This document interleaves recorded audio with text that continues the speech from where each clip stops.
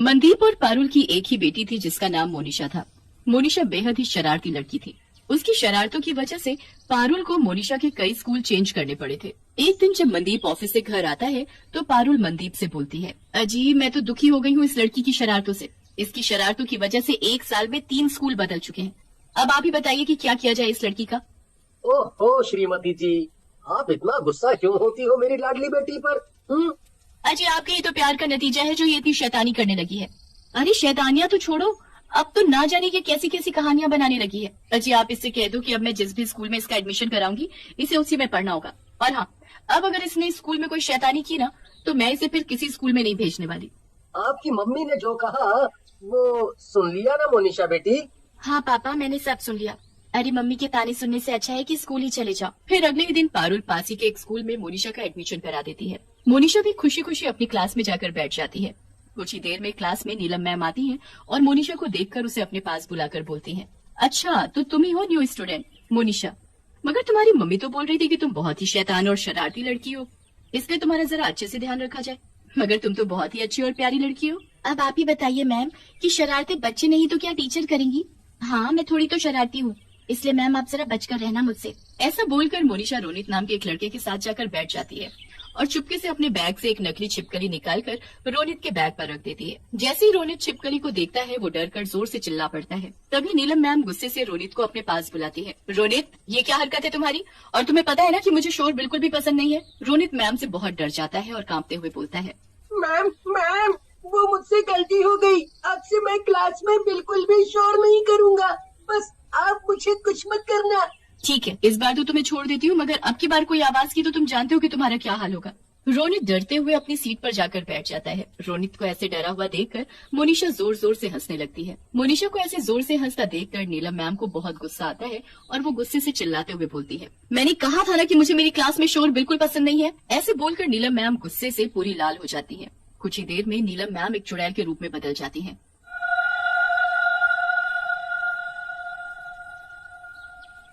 Ma'am को चुड़ैल के रूप में बदलता देखकर मोनिशा के होश उड़ जाते हैं। अब तो तू गई काम से, क्योंकि मेरी क्लास में शोर करने की या शैतानी करने की किसी को भी इजाजत नहीं। अरे आप तो नीलम मैम हो ना, फिर ये चुड़ैल कैसे बन गई? आप मुझे डराने के लिए ऐसा कर रही हो ना? मैं कोई नीलम मैम नहीं हूँ और क्लास में शोर करने की सजा तो तुझे भुगतनी होगी। तभी रोनित मोनिशा से बोलता है, मोनिशा चुड़ैल से जल्दी से माफी मांग लो, नहीं तो ये तुम्हारी बहुत पिटाई करेंगी। मोनिशा जैसे ही हाथ जोड़कर चुड़ैल से माफी मांगती है, चुड़ैल हंसते हुए बोलती है, तुझे ऐसे माफी मांगता देख मुझे बहुत मजा आया। पर एक बात ध्यान रखना, अगर तूने किसी को भी बताया कि मैं एक चुड़ैल हूँ तो तू जिंदा नहीं बचेगी। मोनिशा जल्दी से अपनी सीट पर बैठ जाती है कि तभी चुड़ैल भी फिर से नीलम मैम के रूप में बदल जाती है और बोलती है, अरे मोनिशा ये तुम्हारे बालों को क्या हुआ? अभी कुछ देर पहले तक तो बिल्कुल ठीक थे, और तुम इतना घबराई हुई क्यों हो? किसी ने कुछ किया क्या तुम्हारे साथ? कुछ नहीं मैम, मैं ठीक हूँ। लंच टाइम में मोनिशा रोनित से बोलती है, हे भगवान, ये नीलम मैम एक चुड़ैल है, देखो तो क्या हालत कर दी मेरे बालों की। अरे जरा धीरे बोलो, कहीं नीलम मैम ने सुन लिया तो आफत हो जाएगी। वैसे तो नीलम मैम बहुत अच्छी हैं, पर जब कोई बच्चा उनकी बात नहीं मानता और क्लास में शोर या शैतानी करता है तो उन्हें बहुत गुस्सा आ जाता है और वो गुस्सा आने पर एक चुड़ैल के रूप में बदल जाती हैं और फिर शैतानी या शोर मचाने वाले बच्चे को बहुत मारती पीटती हैं। फिर स्कूल की छुट्टी होने पर सभी बच्चे अपने अपने घर चले जाते हैं। मोनिशा भी अपने घर आ जाती है और घर आते ही अपने कमरे में जाकर सो जाती है। फिर दिन से शाम हो जाती है। पारुल देखती है कि मोनिशा जब से स्कूल से आई है तब से कुछ डरी डरी और शांत है। मोनिशा बेटी, कैसा रहा आज का दिन? स्कूल में मजा तो आया ना? मोनिशा को चुड़ैल की बात याद आ जाती है, इसलिए वो अपनी मम्मी को कुछ नहीं बताती। अगले दिन रोनित स्कूल आने में लेट हो जाता है। वो क्लास में जाता है तो नीलम मैम रोनित से बोलती है, रोनित तुम्हें पता है ना कि क्लास में सभी बच्चे टाइम से आते हैं, फिर तुम इतना लेट कैसे हुए? मैम प्लीज मुझे मारना मत, मैं आगे से फिर कभी लेट नहीं आऊँगा। रोनित की बात से नीलम मैम को गुस्सा आ जाता है और गुस्सा आते ही वो एक चुड़ैल बन जाती है। तुमने आखिर मेरी क्लास में लेट आने की जरूरत की है, उसकी सजा तो तुम्हें मिलकर ही रहेगी। चलो ब्लैक बोर्ड की तरफ मुंह करके अपने हाथ ऊपर करके खड़े हो जाओ। जैसे ही रोनित हाथ ऊपर करके खड़ा होता है, चुड़ैल रोनित की कमर पर छड़ी से पिटाई करनी शुरू कर देती है। रोनित को यूँ पिटता देखकर मोनिशा बोलती है, अरे चुड़ैल मैम, आखिर बेचारी को कितना पीटोगी, प्लीज मत मारो रोनित को। तेरी इतनी हिम्मत कि तू मुझे पीटने से मना करे, रुक अभी बताती हूँ तुझे। फिर चुड़ैल मोनिशा को भी छड़ी से पीटना शुरू कर देती है।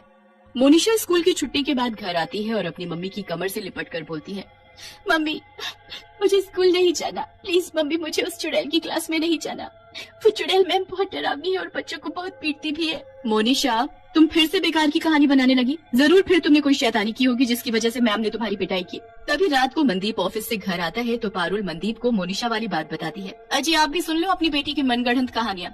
बेटी मोनिशा, अगर आपकी नीलम मैम एक चुड़ैल है तो ये बात आपने हमें पहले ही दिन क्यों नहीं बताई? कहीं स्कूल न जाने के लिए तो तुम ये सब कहानी नहीं बना रही? मोनिशा रोते हुए बोलती है, नहीं पापा, इस बार मैं सब सच बोल रही हूँ। मैम ने कहा था कि अगर ये बात किसी को भी बताई तो वो उसे मार डालेगी। इस डर से क्लास का कोई बच्चा ये बात अपने घर में नहीं बताता। पर आज उस चुड़ैल ने मुझे बहुत मारा, इसलिए मैंने आपको ये बात बता दी। अगले ही दिन मनदीप और पारुल स्कूल जाकर प्रिंसिपल को चुड़ैल वाली सारी बात बताते हैं। कुछ समय पहले एक स्टूडेंट ने भी मुझे नीलम मैम के चुड़ैल बनने की बात कही थी, पर 2 दिन बाद ही कार एक्सीडेंट में उसकी मौत हो गई। फिर उसके बाद कभी चुड़ैल वाली बात पर मेरा ध्यान ही नहीं गया। सर, इसका मतलब मेरी बेटी झूठ नहीं बोल रही थी। इससे पहले वो चुड़ैल मेरी बेटी को भी मार डाले। हमें कुछ करना होगा। अजी आप चिंता मत करो, मैं एक मौलवी बाबा को जानती हूँ और वो यहीं स्कूल के पीछे वाली दरगाह में रहते हैं। फिर पारुल जल्दी से मौलवी बाबा को बुला लाती है। फिर वो सभी नीलम मैम की क्लास में खिड़की से झांक कर देखने लगते हैं। वो देखते हैं कि क्लास में एक चुड़ैल है जो बच्चों को बहुत डांट रही है। तुम सभी बच्चों को पता है ना कि ये किसी नीलम मैम की नहीं बल्कि मेरी एक चुड़ैल की क्लास है और मेरी क्लास में शरारती करना सख्त मना है। तभी प्रिंसिपल मौलवी बाबा को क्लास में ले जाते हैं। ये बाबा मेरी क्लास में? मौलवी बाबा अपने झोले से भभूत निकालकर चुड़ैल के ऊपर डालते हैं और मंत्र पढ़ने लगते हैं। बाबा यहाँ से चला जा, नहीं तो तेरे लिए अच्छा नहीं होगा। तुम सब मेरी क्लास से चले जाओ यहाँ से। इसे देखते ही मुझे पता चल गया है कि नीलम मैम पर एक बुरी आत्मा ने कब्जा कर रखा है।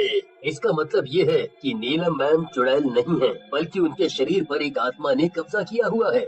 हूँ मैं एक बुरी चुड़ैल और अब ना तो ये नीलम मैम बचेगी और ना मेरी क्लास के बच्चे। मैं सभी को मार डालूंगी। बाबा अपने झोले में से एक खाली बोतल निकालते हैं और मंत्र पढ़ना शुरू कर देते हैं। तुझे नीलम मैम का शरीर छोड़ना होगा और इस बोतल में आना होगा, नहीं तो मैं तेरा वो हाल करूँगा जो तूने कभी सोचा भी नहीं होगा। चुड़ैल गुस्से में आ जाती है और मोनिशा का गला पकड़ लेती है।